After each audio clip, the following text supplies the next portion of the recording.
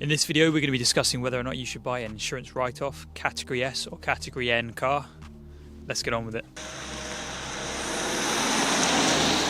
So the question is, what is an insurance write-off for a category car? So if you've ever been browsing Auto Trader and seen a car that looks cheaper than it should actually be, and then you look again and it says Cat S or Cat N, in this video we're going to explain what that is and whether or not you should avoid these cars or consider buying them. So in the UK, if you crash your car, your insurance company will make a decision whether or not it's financially viable to repair your car, or they'll just write it off. So after you get your insurance payout, the insurance company actually keeps hold of your car, they examine it and they decide what category of write-off your car is. In the UK there is 4 main types, starting off with a Category A. So this is a very damaged car, usually a fire damage, so there's nothing that's salvageable about this car. This car pretty much just goes straight to the scrapyard. There's then Category B, which is also severely damaged, but there are some salvageable parts. These cars may also go to the scrapyard, but they'll be available to kind of salvage parts. It's worth saying that Category A and Category B will never be allowed back on the road. Now moving on to Category C, which is now known as Category S, and then Category D, which is now known as Category N. So these are both insurance write-offs that can go back on the road after they've been repaired, with a Category S car being slightly more damaged than a Category N car. So I've seen some people refer to it as structural and non-structural, as Category S and Category N. Just another quick side note, stolen cars can also become categorised cars if the person whose car was stolen gets an insurance write-off. So the question is, why would someone go with a categorised car over a non-categorised car when you know the car's been in a car accident? And the answer is price. If you buy a Category S car, it's usually about 30% cheaper than a non-category car, and a Category N's are usually about 20% cheaper. So if you want to save a bit of money or get more for your money, then a categorised car is maybe the way to go if you know what you're doing. So why am I making a video on categorised cars? Well, behind me is my new BMW. You wouldn't have guessed it, it's actually a categorised car, a Category S car that I picked up. So if I was to buy a non-categorised version of this car with similar age and similar mileage, it would cost me about £18,000. I picked this car up for £12,000, which is quite a lot cheaper than they usually go for if I were to go to a dealership and get a non-categorised version of this car. Now this car has been professionally repaired, so you wouldn't even know that it had been crashed. So now I'm going to cover things you need to check if you're going to buy a categorised car. So if you are planning on buying a categorised car or a non-categorised car, it's a very good idea to do a vehicle history check. I'm not actually sponsored by any of these websites that do them, but do your own research and do a vehicle check. It will usually cost you about 10 to 20 quid to put the reg in and get a full history. I say this because if you are buying a car, especially from a private seller, as far as I am aware, they don't have to tell you that it's been in a crash. So if you see a car on Gumtree or Facebook Marketplace that looks weirdly cheap, 1, it might be a scam. 2, it might actually be crash damage, but they're not going to tell you about it. So it's good to do a vehicle history check just to make sure.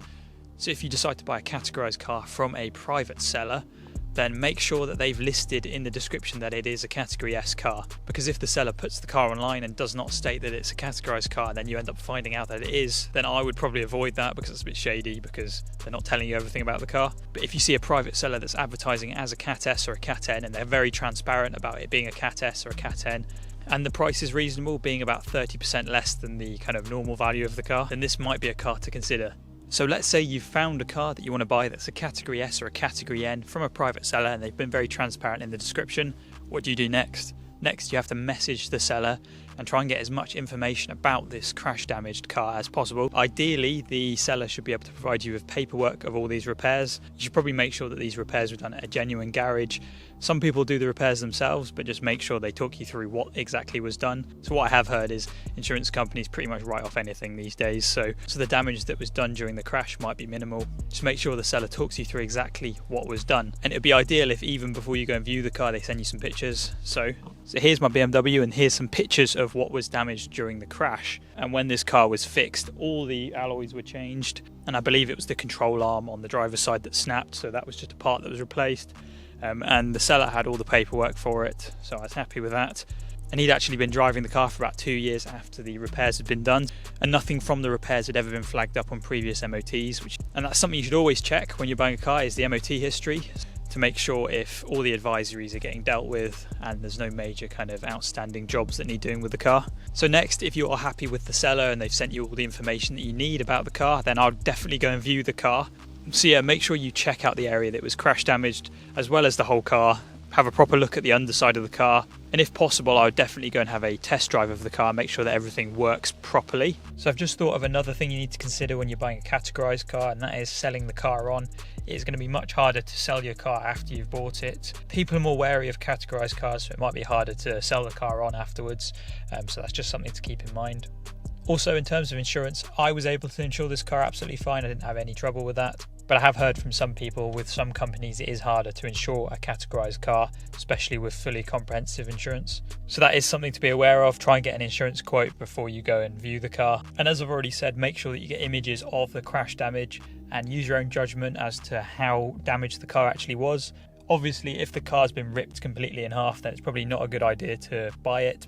So yeah, that's about it. When you're buying a categorised car, just make sure you can get as much information about the crash damage, get photos before you go and view the car. Definitely go view the car, drive the car, make sure the paperwork's in place. But just to be aware, the reason the car is cheaper is because you are taking the risk of buying a car that's been in a crash. So at the end of the day, it's up to you if you want to go with a crash damaged car or pay a little bit more for a non-crash damaged car. I do hope my camera's properly weather sealed. So that concludes this video on categorised cars. Let me know in the comments section below what your opinion is on categorised cars. Would you ever buy a categorised car, or would you completely avoid them? Let me know in the comments section below. And as always, if you have enjoyed this video, be sure to hit that like button. We're going to aim for 40 likes on this video. And please consider subscribing. We're on the road to 2,000 subscribers, which is absolutely amazing. So yeah, I'm going to get out of this rain before I get too wet, but I'll see everyone in my next video.